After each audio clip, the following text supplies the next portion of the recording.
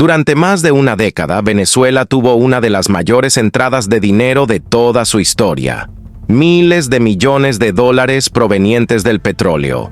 Pero mientras el pueblo hacía largas colas para conseguir harina, medicinas o papel higiénico, un pequeño grupo de empresarios y funcionarios se llenaban los bolsillos con dólares preferenciales.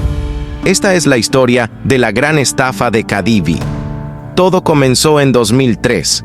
El gobierno de Hugo Chávez impuso un control de cambio con el argumento de proteger la economía y evitar la fuga de capitales.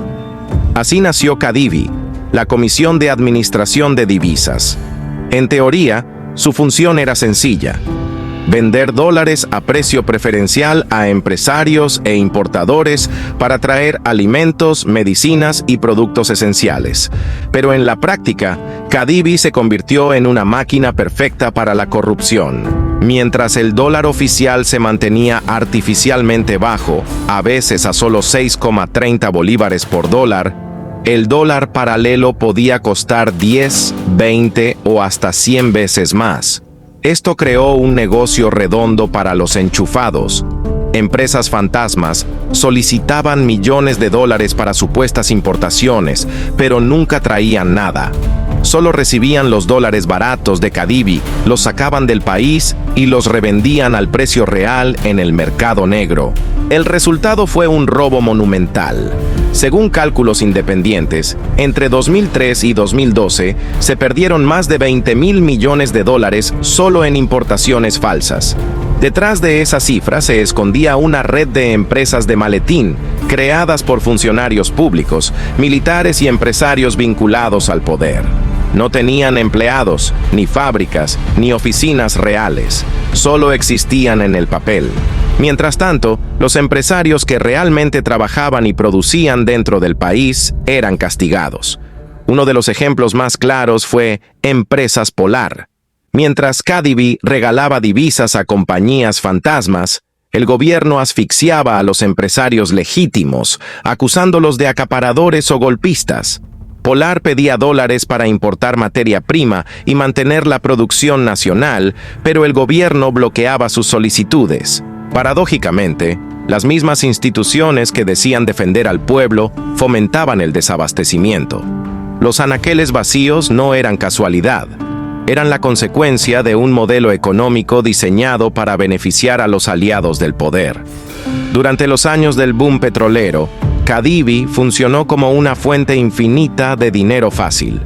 Pero cuando el precio del petróleo cayó y la renta se agotó, la estafa se hizo imposible de sostener. El país se quedó sin divisas. Las importaciones se desplomaron y millones de venezolanos comenzaron a emigrar buscando sobrevivir. El control de cambio, que se presentó como una herramienta para proteger al pueblo, terminó hundiendo la economía. Detrás de la estafa de Cadivi no solo hubo corrupción, hubo una destrucción planificada del aparato productivo nacional. Empresas cerradas, industrias quebradas y un país dependiente de las importaciones. Mientras unos pocos se enriquecían, el resto del país pagaba el precio con inflación, pobreza y escasez. Cadivi fue mucho más que una estafa. Fue una política de control y saqueo. A medida que pasaban los años, el sistema se volvió aún más perverso. Los permisos para acceder a dólares se convirtieron en una herramienta de chantaje político. Solo recibían divisas quienes demostraban lealtad al gobierno o quienes estaban dispuestos a pagar sobornos. Así nació una nueva clase económica, la boliburguesía, un grupo de empresarios cercanos al poder que se enriquecieron gracias a la manipulación del sistema cambiario. Esta nueva élite comenzó a comprar propiedades de lujo en Miami, Panamá y Europa. Mientras tanto, en Venezuela, las fábricas cerraban y el poder adquisitivo de los trabajadores se evaporaba. Cada dólar preferencial que salía del país sin respaldo en producción era un golpe directo a la economía nacional. El país se convertía, poco a poco, en un terreno árido donde producir era un acto de resistencia. Los mismos funcionarios que hablaban de soberanía económica terminaron entregando la riqueza nacional a manos privadas disfrazadas de patriotas. En cada operación de Cadivi había un intermediario, un amigo del gobierno, un comisionista. El saqueo era tan evidente que incluso dentro del chavismo comenzaron a aparecer voces críticas, pero nadie se atrevía a enfrentarlo públicamente, porque denunciar significaba perder el acceso al poder o incluso terminar en prisión. Cuando finalmente el sistema colapsó, el daño ya era irreversible. Las reservas internacionales habían caído, la inflación se disparó y la moneda nacional perdió su valor casi por completo.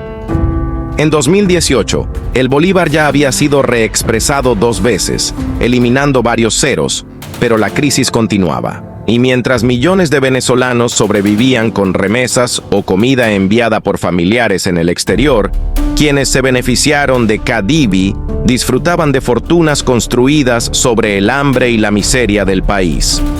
El control de cambio, lejos de proteger a la nación, sirvió para consolidar un sistema clientelar. El gobierno decidió quién podía importar, quién podía producir y quién podía sobrevivir. No era una política económica, era una herramienta de control político. Con el paso del tiempo, las instituciones que debían fiscalizar los fondos también fueron cooptadas. Nadie rendía cuentas y la impunidad se convirtió en norma.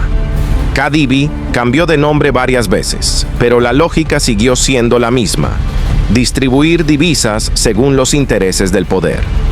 Primero se llamó Sencoex, luego DICOM, y después vinieron otros mecanismos igual de opacos. Los nombres cambiaban, pero la corrupción continuaba. Hoy, muchos de los responsables viven cómodamente en el extranjero.